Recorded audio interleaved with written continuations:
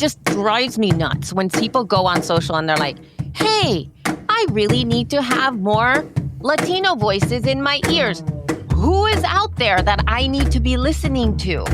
How about you do your own research? How about you go into a podcast app and you consume different types of content? How about you just expand your search within a category that you love? And instead of sticking to the top 3 that are going to be served to you, dive into the entire category. And listen, there are so many voices, and we are not doing the work to take our time and to be patient because we want instant gratification. We just want whatever's the first, and we don't go beyond anything else. That's on us. You're listening to The Creative Imposter. I'm multimodal media strategist, podcast producer, educator, and your host, Andrea Klunder. I'm here to support you, the creative leader who wants to make a positive cultural impact. And sometimes the support people also need support. Have you ever found someone whose career path rhymes with yours, yet they always happen to be a few steps further along than you? Someone who can illuminate the way forward and is happy to do so with grace and veracity and insights so good, you just want to soak up every word that comes out of their mouth.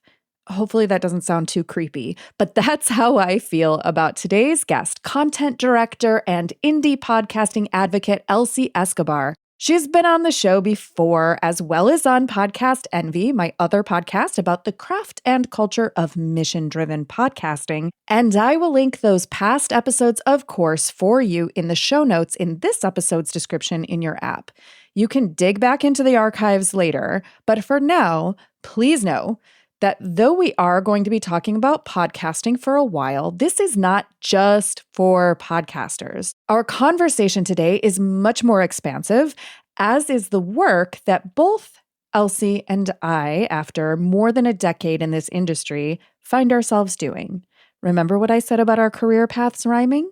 We are both in the midst of exploring what it means to be a, quote, creator in this ever-expansive, quote, content universe. I don't know who I'm quoting, but these are just annoying buzzwords and phrases that keep coming up. Anyway, podcasting isn't just audio anymore, and the role and responsibility of those who choose to embrace any and all public digital platforms is evolving in society. Now, even more than ever, as power dynamics shift in the media landscape and audiences turn their trust and attention to independent voices rather than legacy media. For better or for worse. Both Elsie and I hope for better. If you are a content creator and this conversation resonates with you, I so encourage you to check out the 2 ways that you can work directly with Elsie. Her group mentoring program, the E-League, is offered twice a year and should be coming up sometime this fall. And she is available for one-on-one strategy sessions as well. Links to elsieescobar.com are in the show notes. And now, the promise of platform access without gatekeepers, the mediated experience of processing all that's happening in our world publicly, and a simple question: what can we learn from listening to each other? With Elsie Escobar.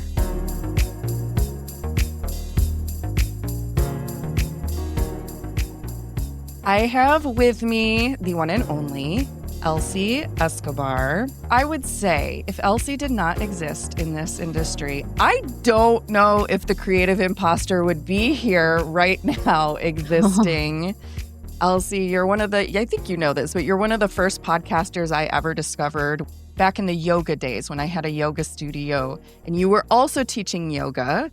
And somebody said to me, oh, you should start a podcast. And I'm like, I don't even know what that is. And then I found Elsie's yoga class, which I believe was your first podcast. Correct. And then time went on, yoga studios closed, Elsie stopped making Elsie's yoga class. And I found you again by mistake when I finally came around to podcasting. And I think I found She Podcasts first. And I was like, wait, That's Elsie from Elsie's yoga class. Oh my gosh, full circle, full circle. So yes, I don't know if there would be a Creative Imposter podcast or Creative Imposter Studios without Elsie, but Elsie, you do so many things within the podcasting industry, within the content creator economy. How do you, in a nutshell, describe what your role is in this space? Oh gosh. Oh my gosh. One of the key things I've really been thinking about this, and part of it is that I'm always championing the independent voices. It's something that I always come back to. And yes, when I first started, that is really where I stepped into it because it felt so attainable. It felt so empowering. It felt like there were no gatekeepers and anybody could get behind the microphone and do all these things. And I was deeply inspired by how amazing independent creators were. I was floored by the fact that there were so many people who just put up their studios in their homes and they were creating amazing podcasts and having conversations. And, I very much was inspired by Father Roderick, which at that time had a podcast right at the beginning, like when podcasting basically started in 2005, called The Catholic Insider. And what he would do is he was carrying like a recorder at the Vatican, and he was reporting from the Vatican floor and he was capturing the sounds of what was going on when there was like a new pope that was going to be chosen and all of these things. And I was blown away by a priest with a recorder walking around the Vatican. And not just in the Vatican, but in many other things. Something that I learned was called sound seeing tours. I remember him doing this thing on the Wall of China and I was floored. And I thought, I want to do, like he's doing it, I want to do it. There were so many other people that were doing really interesting things. And therefore, I thought everybody needs to listen to these humans, these everyday humans that have experiences. And it allowed me to know and to connect with the world in a way that I never thought I could. And up to this day, I still feel the voices of the everyday people, the voices of humanity are the most important. The ones that grab a mic and they start to record, regardless of audio quality, even though, of course, we know all of these things matter. Of course, we know. So I'm not saying what else that everybody else is going to be like rolling their eyes. But just the fact that you can grab a microphone and begin the process of chronicling life, of having the intimate conversations come forward, that you get a chance to put on a director's cap, a producer's cap, an editor's cap, and you are just an everyday person. That to me is still the most powerful part. And the fact that those audiences want to listen to that is astounding because you would think that, oh, they're only looking for the fancy stuff, all the pristine, highly produced, beautiful things. But a lot of people actually are not looking for that. They're just looking for the everyday communications. And so I'm still there. I'm still supporting that independent podcaster, that independent voice, their pains, their needs, their frustrations, them being overlooked, discounted, not acknowledged. I'm still there. That's what I do. And you also have the vantage point through the work that you do with Libsyn as the director of community and content. Libsyn being, are they the longest podcast hosting company? Were they the first? Are they the Yes. Okay. Yes. I think so. We're the OG. This is the OG. So they began in November, I think 8th, 2004. Yeah. I always have to explain their name means liberated syndication because it meant that you could, without the gatekeepers, that it would facilitate you not needing to know how to do RSS feed coding on your own to create your show and distribute it independently. And so through your work with Libsyn especially, you have the vantage point of being able to see everyone from like the smallest startup independent podcaster to the bigger brands and the more visible celebrity podcasters and the people who are part of networks and things like that. You have the full range of view of everything that's happening. Did you always think of yourself as an advocate within the space of podcasting as a thing in general, and then also of these independent or more marginalized voices, or did that come about later? That came about later. There was always a sense of sort of justice in how I approached most of the things that I did in my life. So there was always this sense of advocacy within my life, speaking about folks that were overlooked, marginalized people. And within podcasting, I think that it started to shift a little bit more when the more industry side of things started to come through. And I think at first it was really just disheartening because, like I mentioned before, those voices that were the everyday voices that were putting themselves out there were starting to be what I perceived to be as discounted or not enough in some way. That was my perception because you needed to have studied broadcasting and or audio production. You were coming from legacy models, primarily from the coastal models in the larger cities, where having worked in public radio, public media, rendered you to have a sense of importance and more value, more perceived value than those voices that had self-taught at home, put their hands dirty, were starting to figure out how to level audio, how to duck audio, how to render audio. There was just like all kinds of things that nobody really knows what to do with, but they were able to do it. They started to understand what RSS feeds were and how to get all that stuff in there. And so that knowledge was, in my perception, as I started to see the industry start to grow, that they were overlooked and that there was a certain level of, oh, they're just an indie podcast, or they're just, one of those podcasters. And I didn't like that. I did not like that. I didn't appreciate that. And it made me sort of step into that role a little bit more. First, it was like holistically.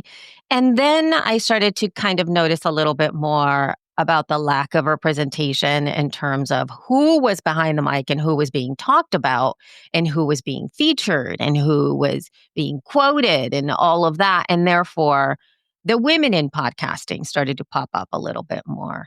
And then later on, more of the marginalized voices and diversity aspect, the racial inequities that I started to see, or the lack of representation in terms of who we were, again, in the same way, who we were quoting, who we were talking about, who was being featured, all of that started to sort of bubble up a little bit more. And my eyes were going like, wait, it doesn't seem like things are really shifting here. Yeah, I have to say, this is going to get me in trouble. I don't know. Maybe I shouldn't say, but I am currently on the judging panel for a podcasting award organization. And the way that they have you judge the shows is they serve you one show at a time to rate on certain metrics on a scale of 1 to 10, and then give your comments. And so there's like maybe 4 or 5 metrics depending on the category. And the way they're doing it this year is that they're giving you 10 shows in a row that are all in the same category. So you're not necessarily seeing every show that was submitted or every episode that was submitted for that category, but you are seeing 10 within that same category. So you can compare what's in the category. And one of the categories that I was served was branded podcasts thought leadership. Oh, uh-huh. And of the 10 that they served me, do you want to guess how many were about AI? 9. 7. Close. Oh, okay. Close. So 7 thought leadership podcasts about AI. And I was like, okay, I am now officially an AI expert in a way that I never wanted to be. And of those 7 AI podcasts, how many were hosted by men? 7. Yes. Uh-huh. And then we can even break it down further. How many of those were white men and how many of them were white men interviewing white men? Again, it's not representative of the entire category. It just happens to be the 10 shows that they served me from that category. But it becomes a little like, okay, thought leadership. Like thought leadership is a category that I think should be more diverse. Just in the context of what is thought leadership, it's not just white men working in tech who are leading thought, right? Mm-hmm. Right. And of course, not saying that white men cannot be part of thought leadership, but I just was a little like disheartened that the thoughts all sort of blend together when they're all coming from that same vantage point. So I'm curious for you, when you say representation, what does that look like for you? What does a more inclusive or a more diverse podcasting landscape look like? You know, it really does have to do with so many layers. And I think every single one of us has a role to play in this. And it's not a one size fits all, right? There is an opportunity for discourse in the social space for sure, because people do call this stuff out, right? We would talk about lists, it's not diverse enough. It's calling out panels, where like there's just the same dudes, or it's calling out speaking, virtual events. Like those are things that you can see. And there are times when there is social discord, and that is one layer to being able to call that stuff out, right? In a public setting in some way, sometimes there is impact, and that impact primarily impacts the people who are creating said content for larger organizations. You kind of remember the pain of having to go like, oh my God, I have to, even if it's done for the wrong reasons, meaning even if it's like, I just don't want to be called out, let me make sure that, right, at least there's a different thought process that's going into the creation of these things, that you are being proactive in making sure that you are having your hands a little bit deeper into the thought. And the other layers are usually the ones that a lot of us don't see. And I think that this is where we can all participate. And just because you're not posting it online doesn't mean that you're not doing the work. And this is the part where I feel like personal responsibility really comes into play, which it isn't about let me call people out on social. This is about having one-on-one conversations with team members. This is about introducing and having a conversation with another producer and or friend or, organization where you can highlight a person or say like, hey, what would be really wonderful if you had this type of a lineup, or bringing it back. And when you're talking to companies and or you are developing businesses, even as an independent producer or serving podcasters or developing, your newsletter, being mindful about making choices on your own without anybody calling you out, because you are that kind of a human where you can go like, wow, you know what? I've been featuring all of these types of shows or all of these types of voices. I wonder if I should diversify that, or even at the most simplest level. And I promise you, if you did this for yourself, just to make a promise to yourself to diversify the consumption that you have in your eyes and in your ears. And just look, go out of your way to break your own patterns and search. And I challenge people to not just go on social. And it just drives me nuts when people go on social and they're like, hey, I really need to have more Latino voices in my ears. Who is out there that I need to be listening to? How about you do your own research? How about you go into a podcast app and you consume different types of content? How about you just expand your search within a category that you love? Maybe you're really into parenting toddlers at this time, and this is a issue that you really want to know a lot about. And instead of sticking to the top 3 that are going to be served to you, dive into the entire category. Just go look at all the different voices and listen, search, look into different types of parenting styles. And you will find diverse voices in there. There's so many. And that's the part that is the most, I think, frustrating for me, is that there are so many. There are so many voices, and we are not doing the work to take our time and to be patient because we want instant gratification. We just want whatever's the first, and we don't go beyond anything else. That's on us.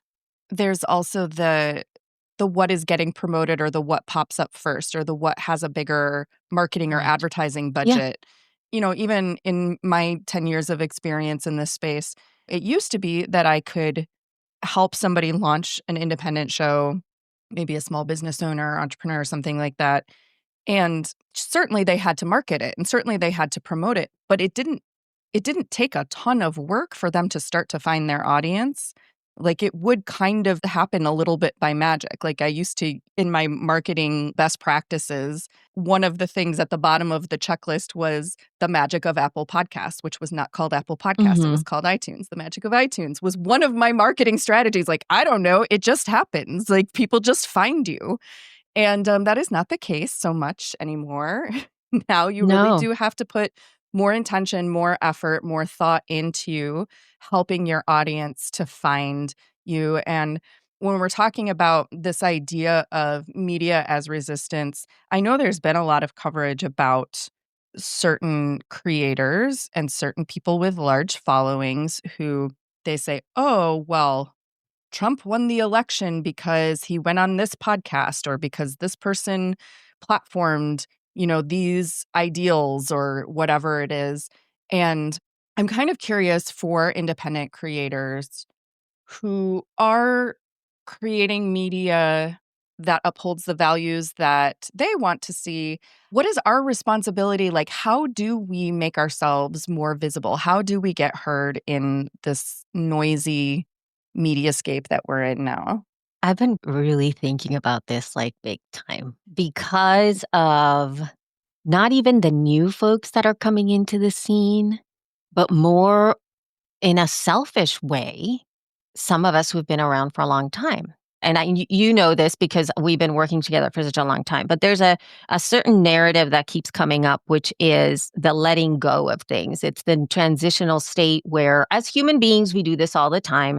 And I think now that podcasting has been around for 2 decades, the trends that I'm seeing is that the legacy content, the people who started early on, it's culminating in some way around the 10-year mark. It doesn't have to be that. There's people going through that prior and after, but they're coming to a close. They are closing their work, whatever that might be. Some people are doing it because they're tired, right? And then some people are doing it because it's over. They're no longer the person that started their show, and they're not interested anymore. We all go through that. Somebody who's going through this right now is Mark Maron, right? From WTF with Mark Maron, who was a seminal person. And he's putting the mic down for I'm sure a lot of personal reasons. And I think it feels to me that it's time to let it go. Sometimes it's time to let it go. And my biggest concern about that is because of the way that media is moving now so fast, it feels like the impact, the legacy, the relevancy of these voices is, as much as we're saying that it's important, it's not. And I can see a world where there's a lot of people who won't have an idea who Mark Maron was and his importance in the space. And if Mark Maron can't be remembered, what about us? You know what I mean? It's like, hello. And so there's a part where within this space before, when you set up person's name, at least within podcasting, people would go, oh yeah, that's the person that did XYZ, or yeah, they began this thing, or, all of that stuff. That's who they are. But those stories are only as important as the people telling those stories. It's like me talking about Mark, right? It's about me talking about these people, or like Father Roderick. It's about me saying that, because nobody's going to go, Father Roderick had a Catholic insider in the early 2005, and he was covering the Vatican. Like, nobody's going to say that. Nobody even knows that. Whereas at the beginning, everybody knew Father Roderick, whether you were Catholic or not. A podcasting priest at that time was quite memorable, right? And so we remember, and those stories continue on. But a lot of us, our stories are not. And so I've been sitting with this.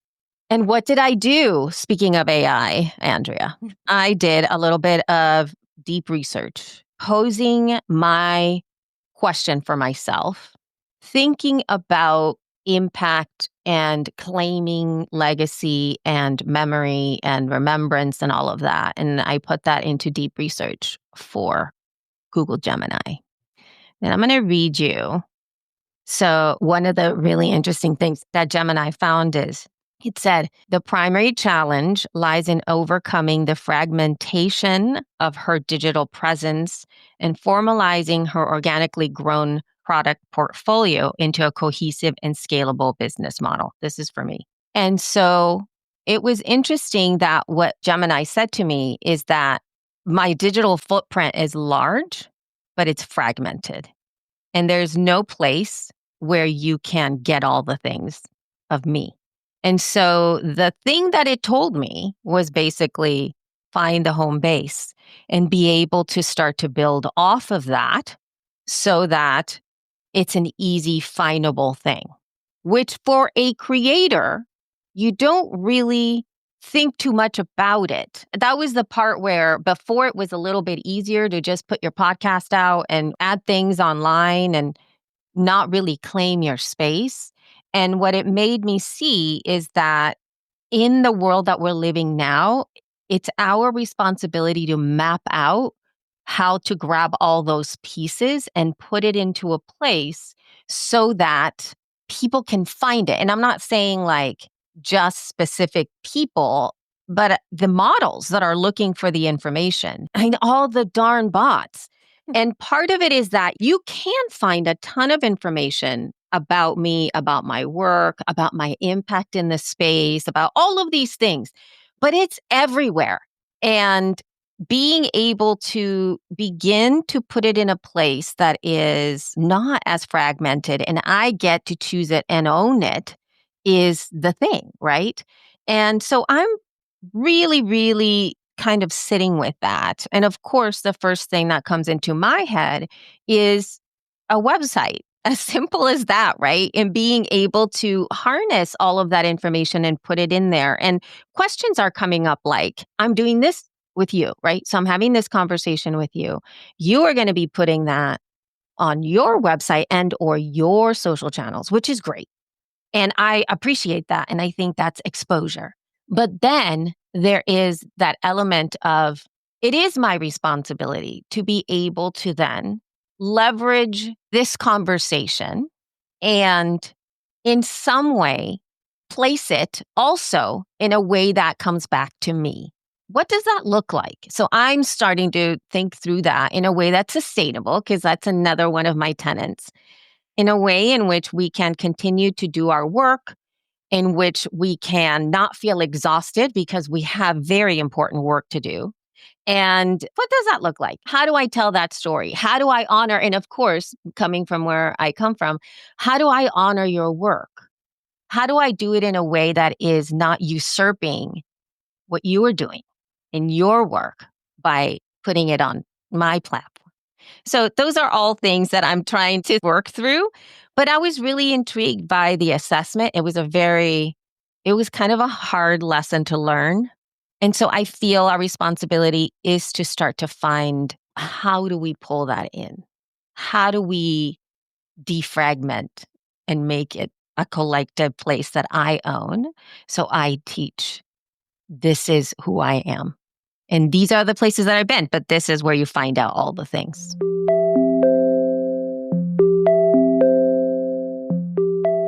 Your podcast isn't just about downloads, it's about impact. That's why I created the Podcast Envy Exclusive, a private podcast packed, say that 5 times fast, a private podcast packed with actionable strategies, up-to-date industry insights, and creative coaching opportunities designed specifically for mission-driven leaders who podcast.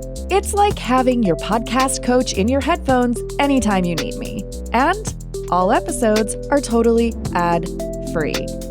Now, are you ready to make your podcast the envy of everyone else? Join the Podcast Envy exclusive at thecreativeimposter.com/PEP exclusive. Linked, of course, in the show notes. Again, that's thecreativeimposter.com/PEP exclusive. It's totally free. Just drop your email, add the private feed to your favorite listening app, and send me your top questions to answer on the show. Because your podcast deserves more than envy. It deserves to make a difference. Grow your audience, deepen engagement, and connect with purpose. Learn how in the Podcast Envy exclusive. I want to shift the conversation a little bit away from advocating for podcasting and supporting other people in doing their work and getting their voices heard. You are also a creator. As we're talking about, you're putting a lot of content out into the world and you're showing up in these different places here. Thank you very much. And one of the ways that we've worked together is through a program that is called the E-League. And that is a mentoring program for those indie voices for podcasting that comes up about twice a year now. And so the E-League, I like to refer to you as the podcasting oracle. You can always kind of see a little bit further down the road than what I can see, which is helpful. But in the most recent round, you had shared something kind of personal about the current things that we're experiencing here in the United States, specifically around immigration and the way the administration is handling, is that the right word? The way the administration is going about the question, challenge, whatever, of immigration in this country. And you had shared with us your own personal story around this. And I'm bringing it up, and you can share as much or as little as you want, but I'm bringing it up because I know that for a lot of us, the work of being a creator, the work of putting media out there, the work of podcasting, the work of being an entrepreneur, being a solo business owner, it's already a lot at times. And then I started this series on the podcast because this year I was like, I can't do any of this work because the world is crumbling. The country is crumbling. Everything is wrong. And it was really heavy. And it's a daily struggle. It's a daily struggle for me to like wake up, see what's happening in the world, and then go about my business and take care of what I need to take care of. And so I'm wondering what you can say about this topic in terms of the world at large and what's going on that's been difficult for you to navigate as a creator. Yeah, oh gosh. It's a big topic too. No, it's a big topic. And I don't know if I'm going to get into direct specifics of my experience because I think it's it's hard to talk about. It's hard to talk about. That said, this is what I have learned. I feel, and every creator has their own way of navigating challenging things in the world. We are all different types of humans. There are some humans that, in the same way that we live our lives, right? There are some humans that if they're going through something, they're immediately going to tell you. Like they're going to be like, and then like they are dumpers and they are seeking conversations. And then there's other humans who go through it quietly with themselves. And it's how they protect themselves and how they are able to move through the process. That's just the way that we are wired at times. And sometimes there's better ways and different situations. And we all are able to do it. We're all able to do it. We can have feedback from our best friends that maybe says, you know what, Andrea, this is not the time for us to be talking about this. Maybe we can talk about it later. Or, hey, Andrea, it seems like you're going through something. Maybe it would be great for you to talk about it. And then you can disclose to them or whatever. All of those things, those are all human things. When you start to add the creator part of it, it becomes so much more nuanced and complicated. And I'm not sure we are able to, I don't even know what's in quote right. Because what that ends up doing is that it becomes disconnected. It becomes in some ways disconnected, where we're processing human feelings, human emotions through the lens of technology. There's no immediate feedback coming on. Like even when I'm talking to you right now, obviously I can see you. Yeah. I can see you. So there's that. And we're talking in real time. But woohoo. But if I were just saying this and then that was going out and there was no direct whatevers. I don't have that feedback until later. And it's feedback that's coming to me from another piece of software, which could be good for you. You're doing great. We love you. That sucks. How dare you talk about that? I can't believe you're talking about these things. And it's like, there's all of this. There's other people involved. Can you imagine going through something and inviting the entire world to participate in you processing something? I can't. That's not who I am. And so when I did disclose all of that stuff within our group, I felt that I have enough control around the environment and who's listening that I'm able to then be as human as I can here. And there's been times where there has been this layer of challenge in my life, emotional upheaval, whatever that might be, whether it is about the immigration of it all, even my own trauma, dealing with relationships with children, with whatever. And I am not the kind of person who can come into the camera and go for it because I need my space. I need to process at my own time. And also, I'm a crier. I'm a very, I can, even right now, because I was thinking about it, I'm like, could I talk about this? And I know if I start talking about it, I will start crying. And then what ends up happening is it becomes about me. And that is a lesson that I've had to learn many, many, many, many different times. And the world has a thing. Speaking about privilege, okay? The world has a thing for my eyes crying.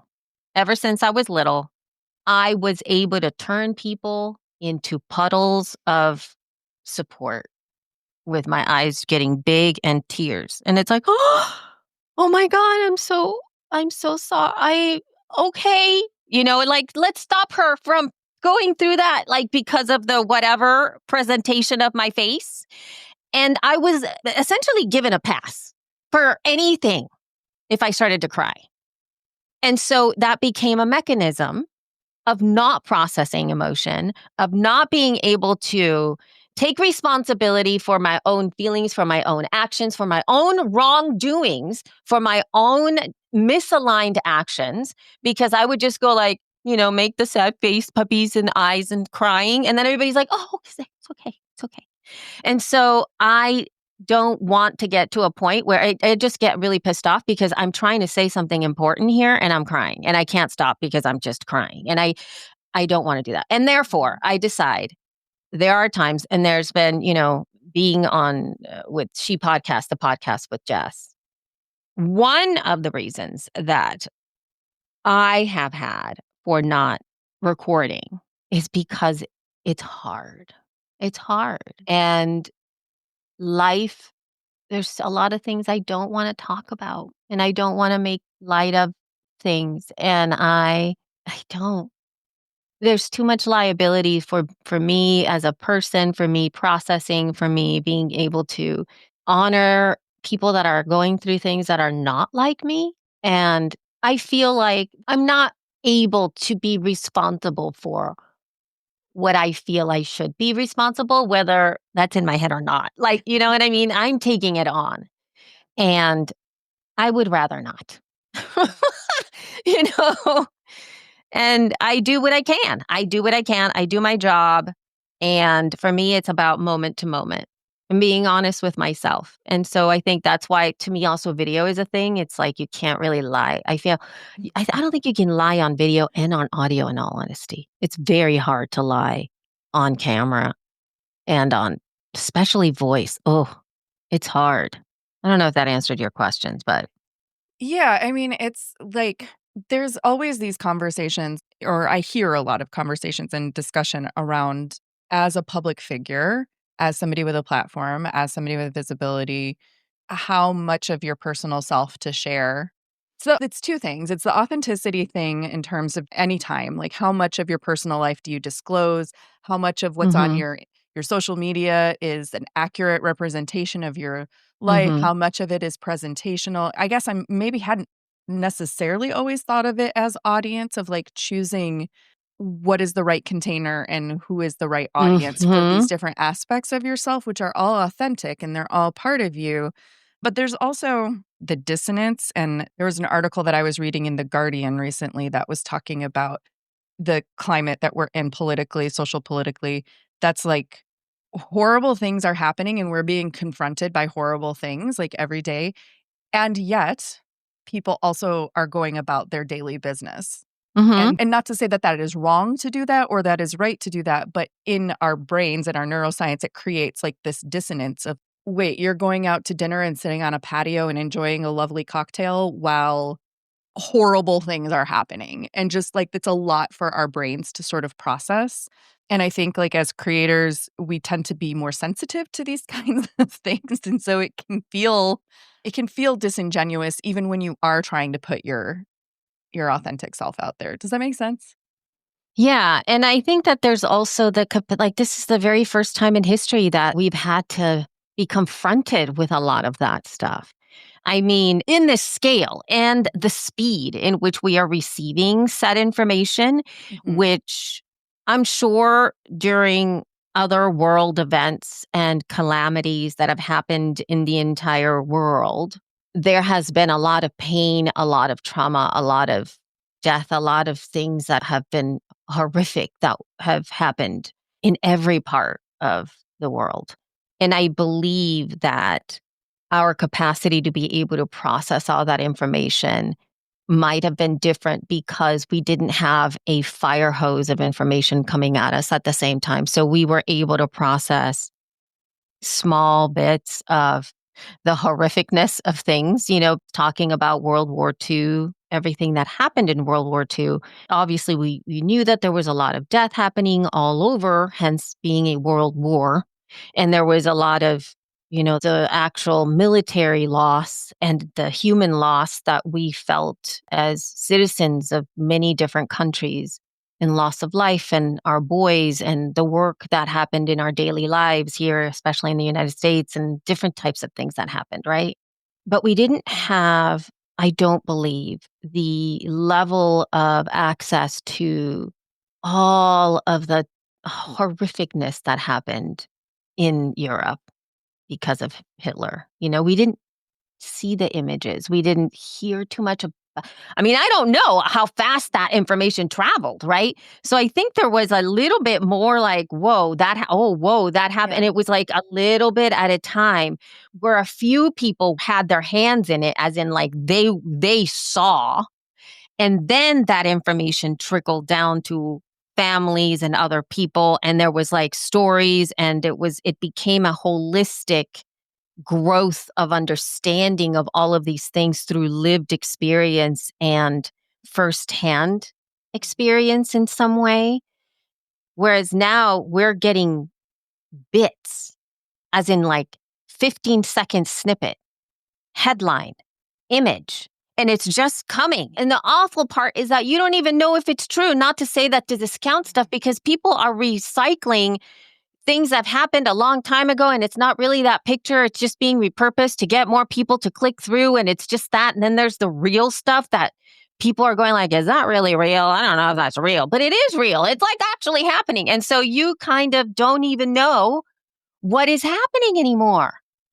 Yeah. And you only get snippets. There's no nuance. There's no conversation. There's no report. There's no large reading of a book. There's none of that. Mm-hmm. It is so frustrating. And that's the part where I don't understand. There is the cognitive dissonance, but I think all of us we're still trying to process it all. Yeah. We're still all just trying to live through moment to moment. And for some of us, the threat is so real at a much greater scale than others of us. Mm-hmm. And it depends on where you live. Which is another thing, which is like, for some people, it could be okay. And you might not be impacted as much as other person that's living in a very specific part of the world and or area within the United States and are a specific type of human living within that context of that. Their life and their nervous system is for sure being affected a lot more than others of us. That's also a thing. Yeah. I want to close with a little thought experiment. Okay. We talked about like the responsibility of seeking out more diversity and more inclusive spaces, making a media ecosystem, a podcasting space that is providing representation for more people and more voices. And we talked about, why it's the right thing to do, even if you were doing it for the wrong reasons. But what's the vision? Like, because it's not just the right thing to do, there's also so much benefit to having more voices come to the table and more thought leadership, even going back to the thought leadership example, coming from different frames of reference. And so in your wildest imagination, what does that world look like when we are including more voices and we are hearing more points of view and getting more ideas from people with more range of experience than just the ones that tend to like get platformed the most and rise to the top? What does that beautiful, inclusive world look and sound like for you? Oh gosh, what a question. There is an element of being able to understand, and this is so cheesy. This is such it's so cheesy, but it's that recognition that we're all the same, which is the most bizarre construct around it. At the core, we are the same. At our core, it is a deeper connectivity that me looking one way isn't more or less than someone else based on this sort of societal construct. And obviously, the culture, the society, that systemic nature of the way of our behavior and our own human practices have ripped that understanding sometimes from even the depth of how we teach things. So, why do I say that? Because, one of the things as a parent that I started to think through is, in what way could I introduce my children to what you're talking about, the diversification of voices, of stories, of geographic areas? And it started with me in the sense that I needed to consume, like I mentioned before, different types of media and specifically books. I think that was like, who were the authors and when they were writing from a different part of the world. I really wanted to know these stories through fictional books, right? It's fictional stories. And what I ended up discovering as I was reading all of these books is that like I finished going like, that's just like me, right? And it wasn't like me. It's a story from a little girl in a village in Africa. That's not me. But I was like, I've been through that relationship between mother and daughter, or that memory of when she was 9. I remember that. I was that. But that is not me. And never would we have come together in like our paths in the world, but that is like me. So relationships between parents and daughters and children, and love interests and death and dying and family honor and lack of connection with family and love of the land. And, all of those things are universal themes that we all have. And I feel if we could really bring that, you would find that essentially we are the same, but also being able to really uphold the strengths that every layer of culture has, to be able to understand the resilience of different parts of the world and the veracity for their culture, the respect for culture. Stories around that also are reflective to how we can honor ourselves better, because I think that those are things that we've sometimes lost, and understanding that. And I know that this is hard also, and I have to kind of deal with this too, is the fact that just because something's been around for a long time, it doesn't necessarily need to be revered. Just because this is what we've always done, it doesn't necessarily mean it's how we need to move forward. And just because somebody's old doesn't mean that they deserve respect. And it's hard. Those are hard things. to kind of deal with personally, and the opposite way, that there's some people who have lived, they're in their 90s and they deserve all of the respect. But again, we have to discern who and how. And I think that the diversity in thought and the diversity in conversations and the diversity within, especially podcasts in your ears, being able to recognize that is so important. And I'm going to just say one last thing, something else that I'm really passionate about. And I don't know if and when I'd be able to execute on this. I actually did it one time and I want to do it again. And I wish that this was like a series of being able to do this. But I did do a panel for something that we did with She Podcast a while ago. And it was a generational panel. And I was really into this idea and I wanted to do it again. I wanted to get podcasters, women podcasters specifically, because that's what I love the most. Not sorry. The age of it all, like meaning, could we get like a, 15-year-old creator and a 20-year-old creator and a 30, 40, 50, 60, 70, 80, whatever, and let's all talk. And what's the difference in how you're creating content versus the 80-year-old? And what can we learn from each other?